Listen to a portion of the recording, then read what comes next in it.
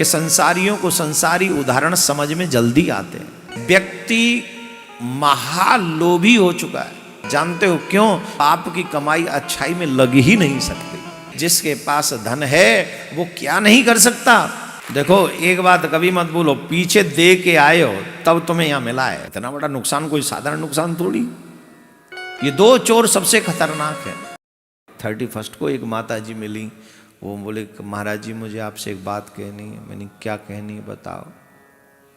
बोले आप बुरा नहीं मानना। मैंने हम क्यों बुरा माने, 31 मनाने आई, अच्छी बात है बताओ।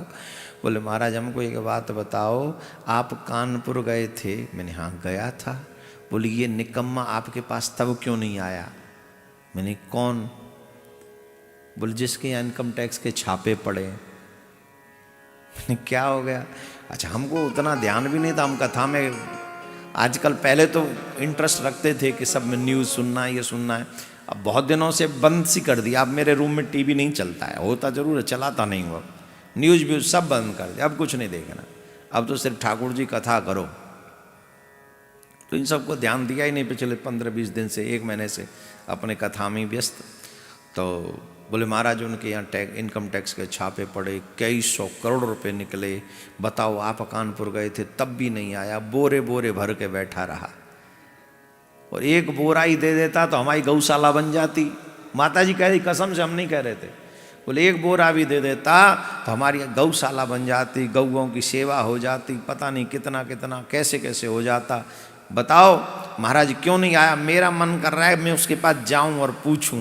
मैंने कहा तुम रहने दो, तुम्हें अब नहीं मिलेगा वो, और मिलेगा भी तो उसके बोरे खाली हो चुके हैं। अब जाओगी भी तो क्या मिलना। पर ये सच है, व्यक्ति महालोभी हो चुका है।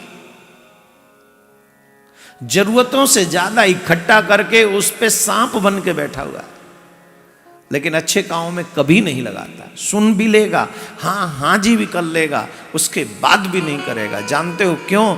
क्योंकि पाप की कमाई अच्छाई में लग ही नहीं सकती।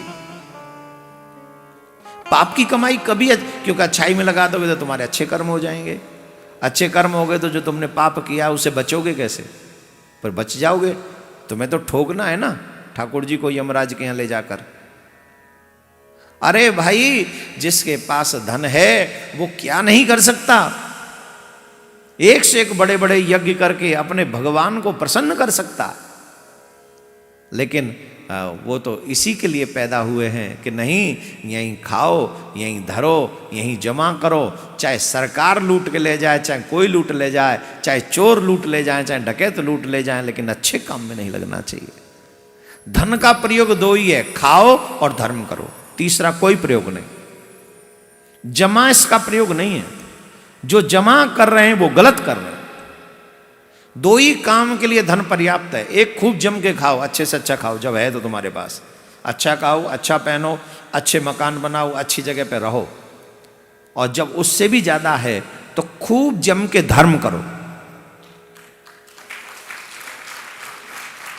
देखो एक बात कभी मत भूलो, पीछे दे के आए हो तब तुम्हें यहां मिला है, फोगट में नहीं मिला है।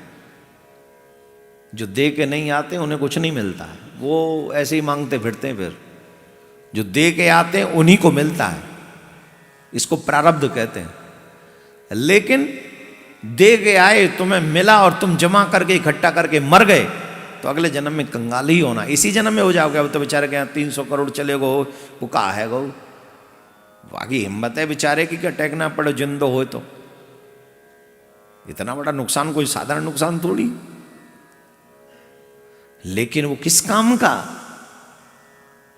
अगर उसी का हम सदुपयोग कर लें, उससे हम धर्म एकत्रित कर लें, धर्म के कार्य कर लें, ठाकुर जी प्रसन्न हो जाए, जन्म सुधर जाए, और कितने जन्म सुधर जाएं। इसी के लिए सदुपयोग है। पर यहां कहा गया कामी नार प्यार जिम लोभी प्रिय जिम दाम। जैसे लोभी को दाम प्रिय है, लोभी भयंकर दाम से अटैचमेंट करता है, अटैचमेंट रहती है उसकी। भगवान से प्यार नहीं करता वो, लोभी दाम से, कामी स्त्री से। तुलसीदास बाबा कहते हैं ठीक वैसे ही प्रिय लागो मोई राम। मुझे राम उतने ही प्रिय लगे और वैसे ही राम प्रिय लगे। तो कितना सुंदर उदाहरण तुलसीदास बाबा ने संसारियों के लिए दिया है। काय को दिया है कि संसारियों को संसारी उदाहरण समझ में जल्दी आते हैं। हम लोगों में दो ही तो दोष हैं सबसे बड़े, एक तो हम कामी हैं, एक हम लोभी हैं। ये दो लोग चोर हमारे अंदर जम के बैठे हैं। कोई भी सुंदर स्त्री दिखी नहीं, नाम पूछने का मन करता है। किसी के बारे में सुना नहीं, वो फलाना पैसे वाला है, झट उस जैसे हम बन जाएं, ये भाव मन में आ जाता है। ये दो चोर सबसे खतरनाक है, लोभ और काम। इनसे बचने के लिए उतना ही प्रेम आप भगवान से कर डालो तो बच जाओगे। लेकिन वो कहने के लिए न रहे